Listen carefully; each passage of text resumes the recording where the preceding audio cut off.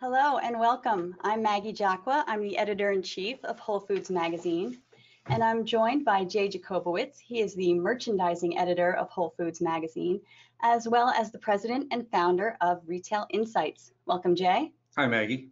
We thank you all for joining us. Jay made the trip down from his offices in Vermont to join me here in New Jersey to discuss the Whole Foods 2019 Annual Retailer Survey.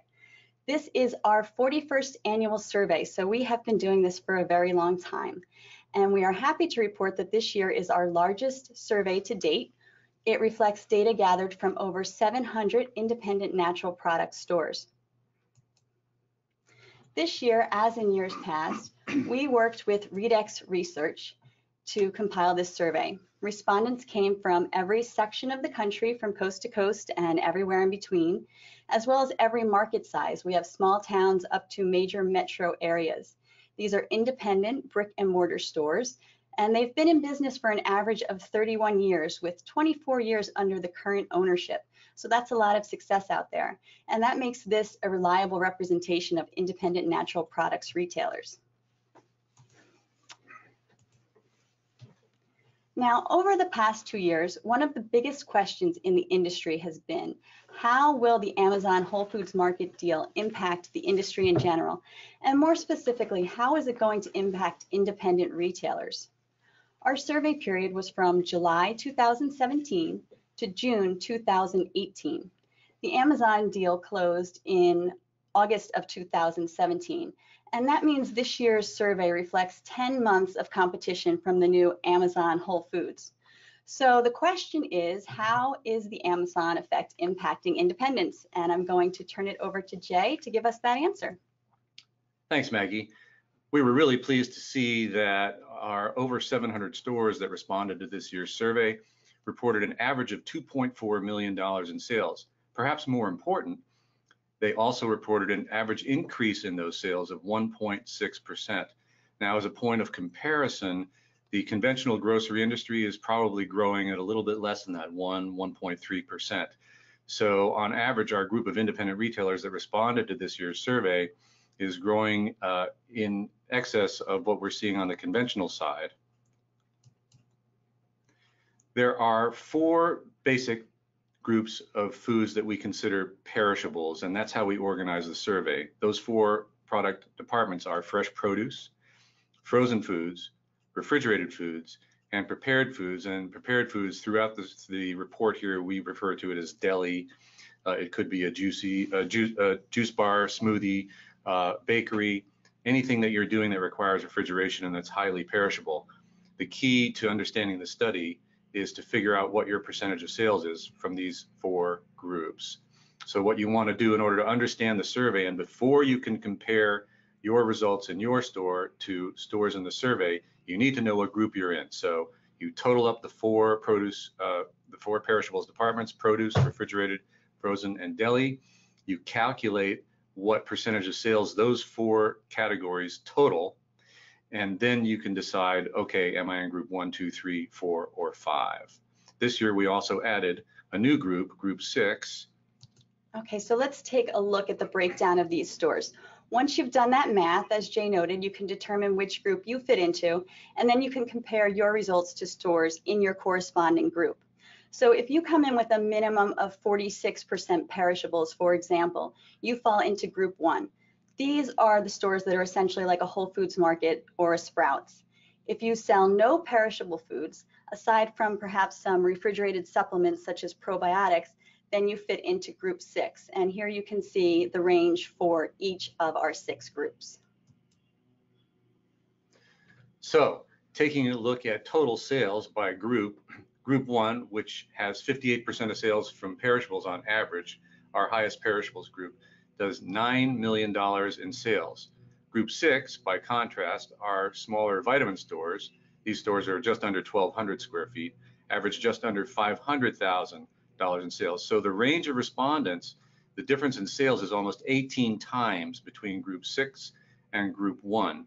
Total perishable dollars is 5.2 million for group 1, which is 58% of sales. And the total gross lease area for those stores is 10,000 square feet. So it's quite interesting. We have a full range of store size and a wide range of perishables. And this is why we organize a survey this way. You'll see that the results that these stores get is directly related in many cases to the percentage of perishable sales. Overall, 2.4 million in sales, just over $1 million of that for the entire survey group was perishables, or 41.5% for the entire survey. Our average gross lease area footprint was 5,450 square feet. Okay, so considering how important perishable sales are, it was interesting to see this year that sales of perishables went up for all groups, of course, aside from group 6. So what this chart is showing us, in the blue line we have 2018 and the green is 2019. Using group 1 as an example, in 2018, stores sold anywhere from a minimum of 40% to a maximum of obviously 100% perishables.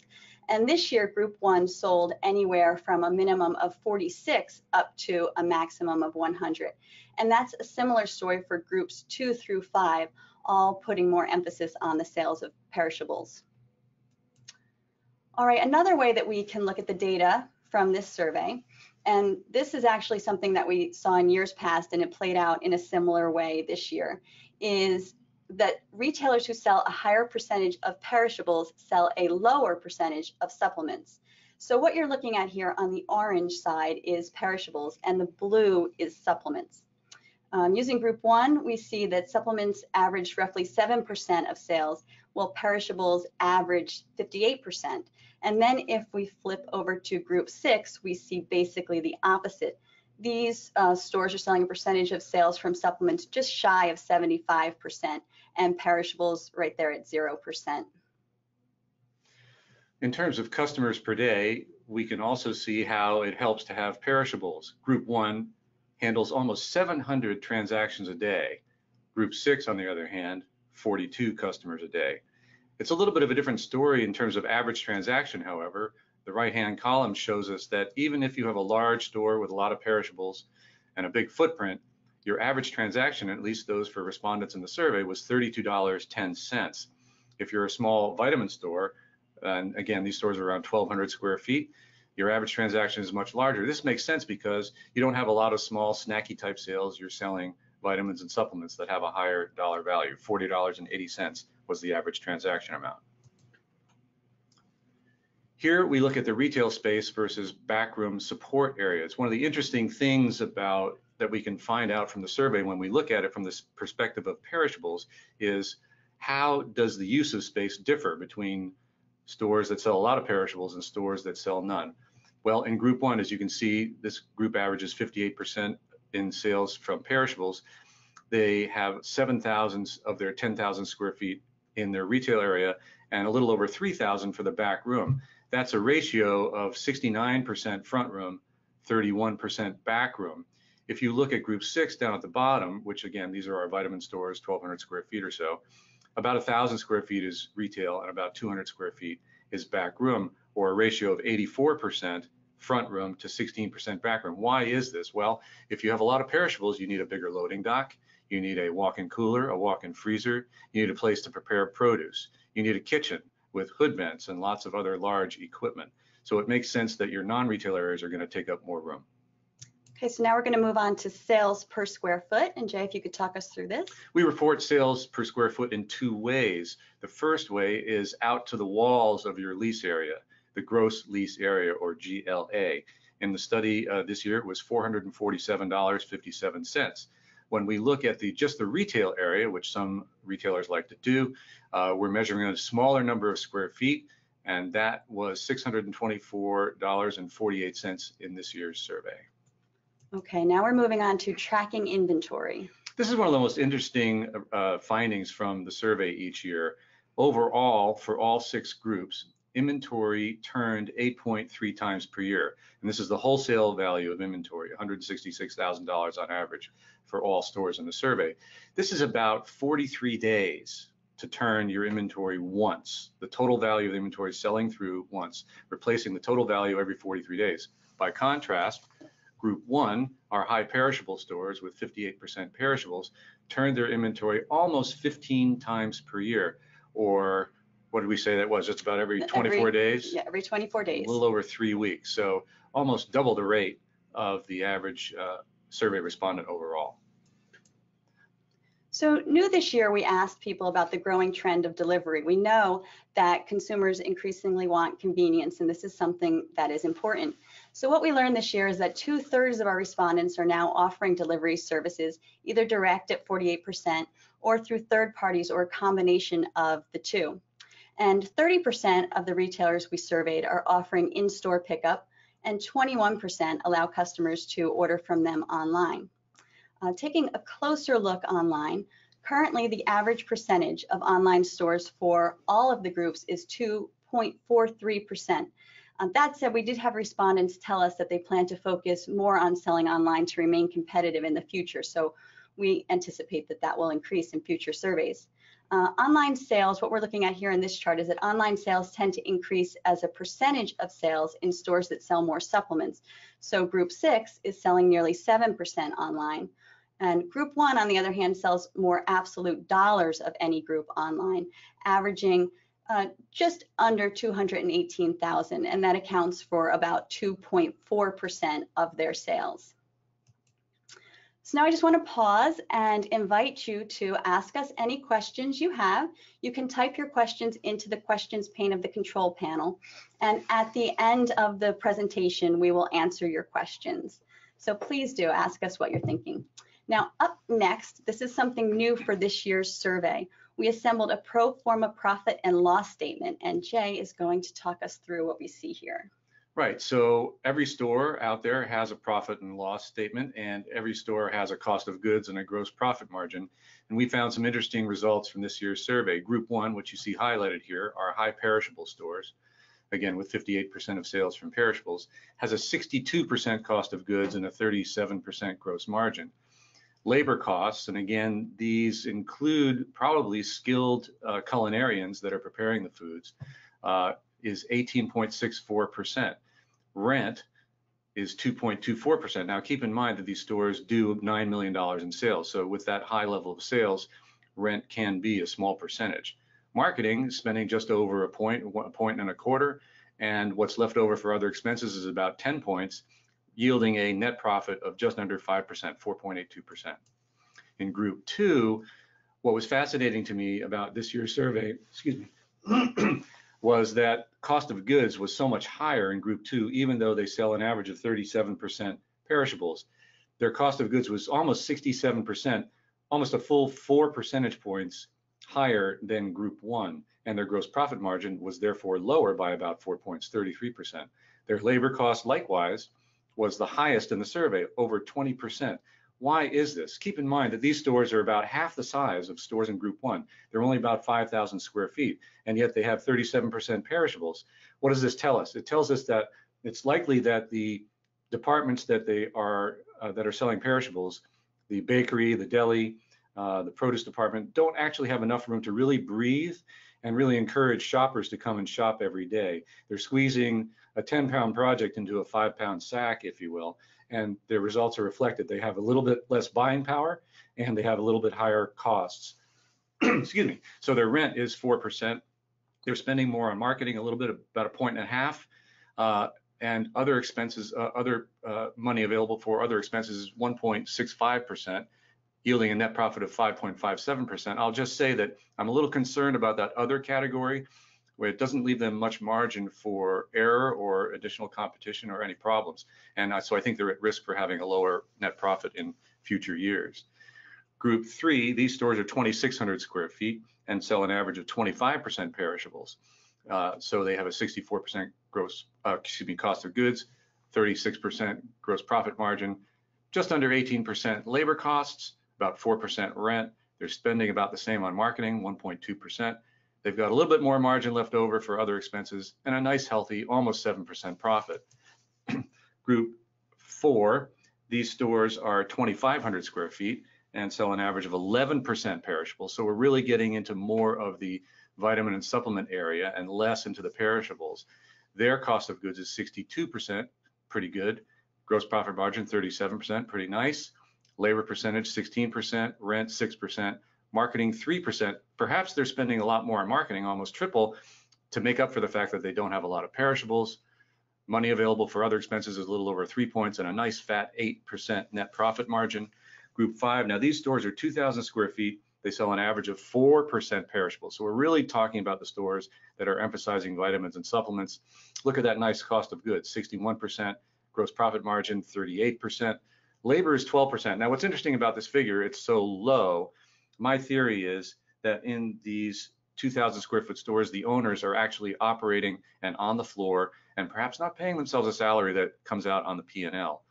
Their rent is 3% of sales, marketing expenses just under 2 points, money left over for other expenses is 10%, and a nice fat 11% profit margin. Group 6, these are our smallest stores, 1,200 square feet, purely vitamin and supplement stores. Look at that, almost a 60% cost of goods, 59%, the lowest in the survey, the highest gross profit margin at 40%, labor at 17%, rent at 5%, marketing expenses 3%. So again, probably as Maggie pointed out in one of the earlier slides about online sales, these stores are doing a lot of online sales. Maybe some of that marketing expense is going to attract eyeballs to their website.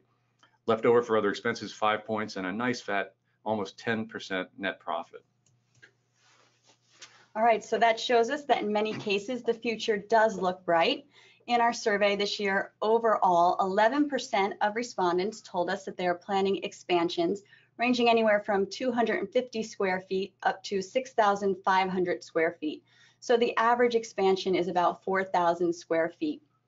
And group 1 is the most aggressive by far, with 32% of stores making plans to expand. Group 3 comes in next. They have 17% of our respondents said they were planning expansions in 2019. Another highlight here is new store openings. So this suggests a positive for the industry overall. They are up just slightly, but they are up from 2018. On average in 2018, 4% said that they were planning new store openings, and this year it is 5%. Now it's important to note that that is largely driven by Group 1, with 26% planning new store openings. The great news overall is that 92% of people in our survey who forecast their sales for us predicted that they will see an increase in 2019. The average increase that's anticipated is 4.8%. So of course that leaves another 8% who did predict declines. The average anticipated decline for those respondents was just shy of 4%. So again, please do send us any questions that you have. You can type them in now and we will be answering them at the end. Before we move on to the retail universe, which is up next, I just want to share a story about Campbell's Nutrition in Iowa. So we had asked respondents this year in the survey to share any concerns that they have, and Amazon and competition from mass merchandisers were noted most. And as I said, Jay's going to talk us through some of this so we understand that concern. But the story of Campbell's is an inspiring one. In 1984, Whole Foods interviewed an employee from Campbell's. So this is 35 years ago. And that employee said that competition from mass merchandisers was a concern, but that natural products retailers can stay ahead because of the knowledge of store employees. So I reached back out to Campbell's this year, and the owner told me that what was said in 1984 still holds true, that in the know employees and knowledgeable staff, their connection to the community, and membership in INFRA, which if you're not familiar, that's the Independent Natural Foods Retailers Association. Those things have all helped Campbell's stay very competitive. So as we move on to the retail universe, we will keep that success story in mind. And now I will turn it over to Jay. Okay, now we are leaving the 41st annual Independent Retailer Survey done by Whole Foods Magazine, and we are going to the Retail Insights Retail Universe for 2019. Here we broaden our scope and look at all 8 channels, including the independent retailers, and what their results were for natural and organic foods. So those 8 channels are, briefly, club stores like Costco, compact grocers, which are stores that are less than 20,000 square feet. In that group are Natural Grocers by Vitamin Cottage and Trader Joe's, for example. Independent retailers and co-ops make up the 3rd channel. Mass merchandisers like Walmart and Target make up another. Pharmacies such as Walgreens and CVS and Rite Aid make up another channel. Conventional supermarkets such as Kroger, Wegmans, and Safeway make up the conventional supermarket channel. Supernaturals, such as Whole Foods, Sprouts, and Fresh Thyme, are, of course, our discrete channel in the industry. And then vitamin chains, such as GNC and Vitamin Shoppe. So those are the 8 channels that we're tracking, a little over 114,000 stores altogether. The story this year was that Supernaturals continued to lead the pack with 31.17% market share, or $25.9 billion. Following them is the conventional supermarket channel, which has grown rapidly over the last several years and now commands a 19.7% market share, or $16.3 billion. Following them are the compact grocers, Natural Grocers by Vitamin Cottage, Trader Joe's, and the like, stores that are 20,000 square feet or less, 11.7 billion, and a 14.17% market share. Squeaking in just behind them are independent retailers and co-ops at $11.4 billion. And you may recognize that number, and that is the number that's in the 41st annual survey. Their market share is 13.76% for 2019. Now, after this, our market share drops off into single digits, where we find mass merchandisers, Walmart and Target, at 6.5%. We find club stores at 6.3%. We find pharmacies at 4.7%, and bringing up the rear of all 8 channels, vitamin chains such as GNC and Vitamin Shoppe at 3.65%.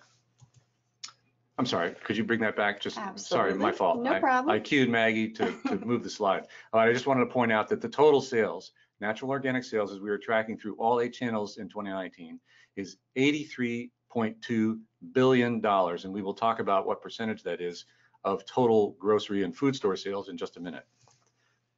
Okay, so the change in sales, we saw 6 of the 8 channels growing, with the Supernaturals adding 10% to their sales, or $2.4 billion. Conventional grocers, again, such as Kroger, added almost 6% to sales, or almost $1 billion.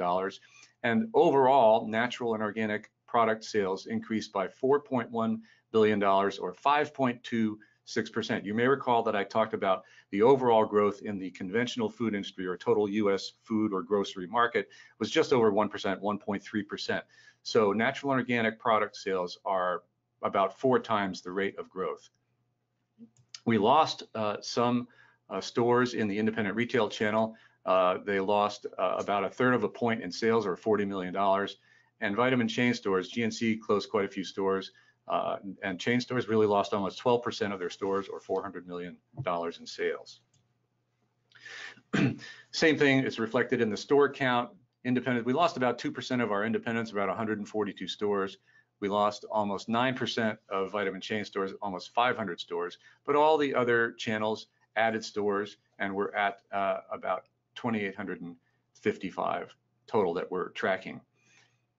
So for totals, the $83 billion that I referred to of natural and organic sales is 12.59% of the total food store universe of $660 billion. The average natural organic sales out of a store is per square foot is $601. We are tracking a total of 138 million natural square footage in all these stores that are dedicated to natural and organic products. That makes up 4.3% of total square footage. So all the mass market, all the conventional supermarkets, natural organic square footage is just 4%. If you compare that to the 12.5% market share, you can see that putting in natural and organic really makes sense, because we are highly efficient.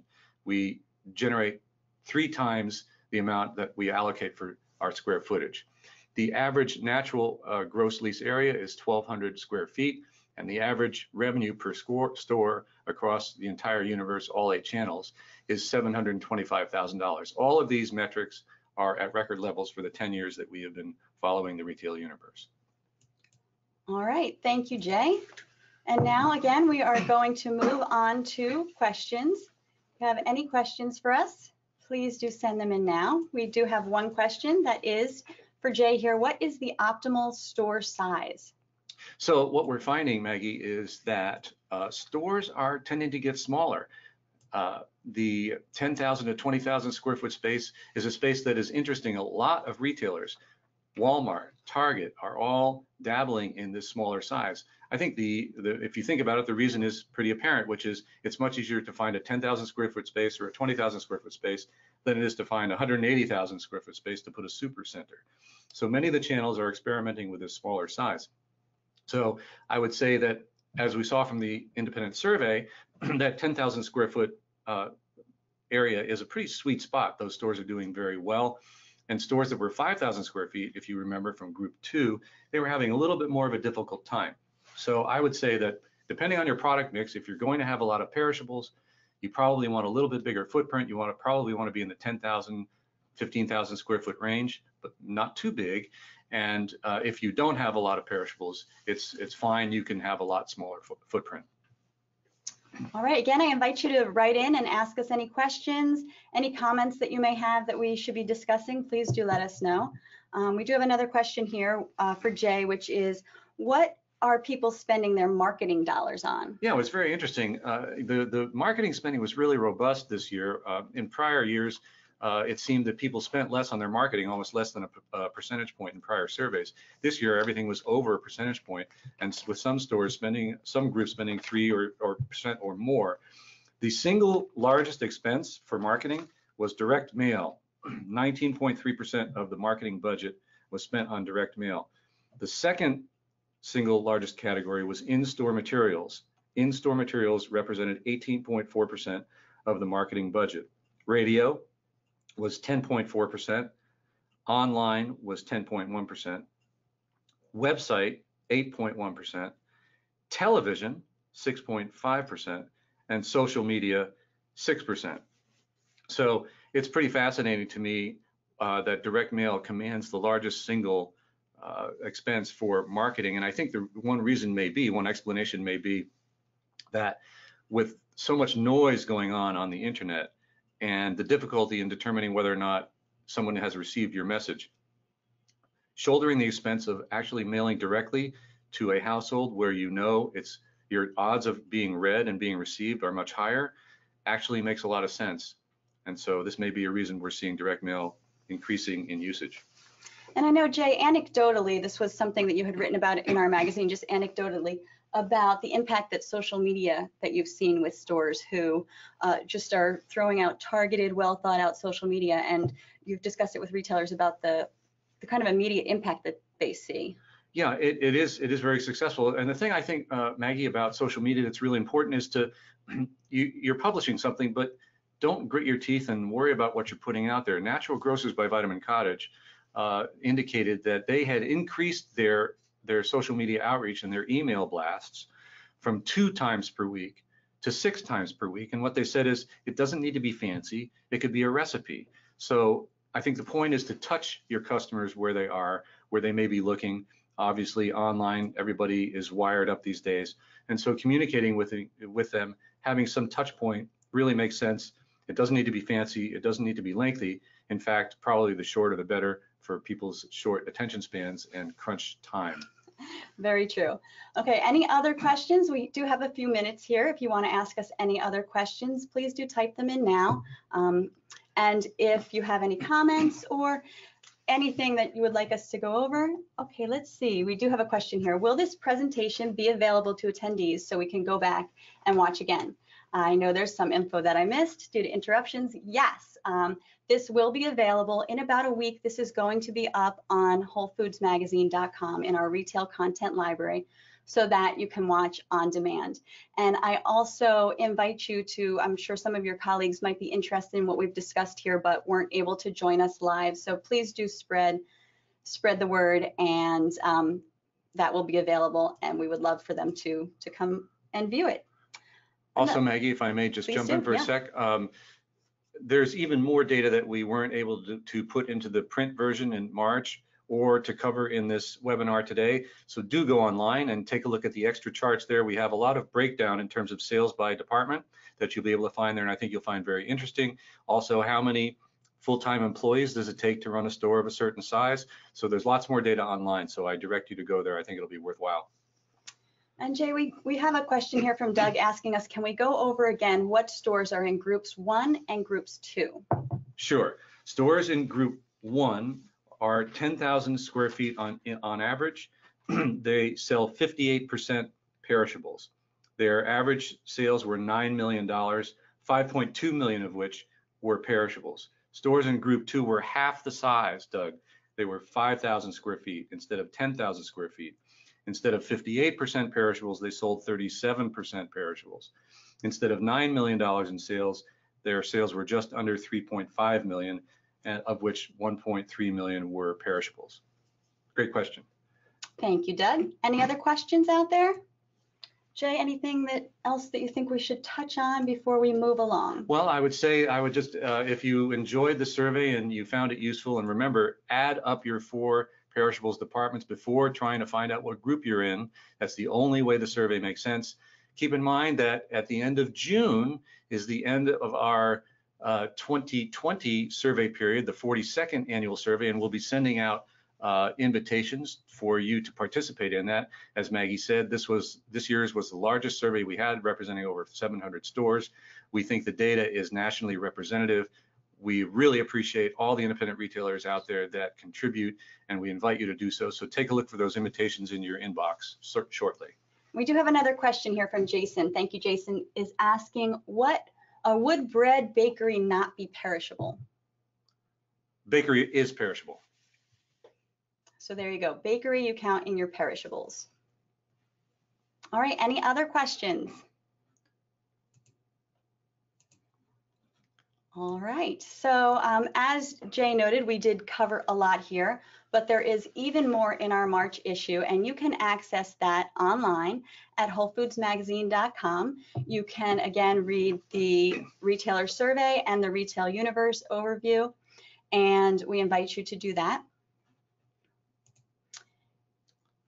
And as we said, if you have any other questions or suggestions for next year, anything that you think we should be covering, or just something that you didn't think about now, we would love to hear from you. You can email me at editor@wfcinc.com.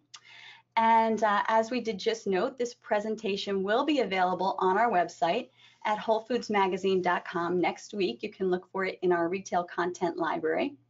So please, share the word, invite people to listen. And if you need to go back and do your math to figure out what group you're in, and then watch the presentation again, please do that.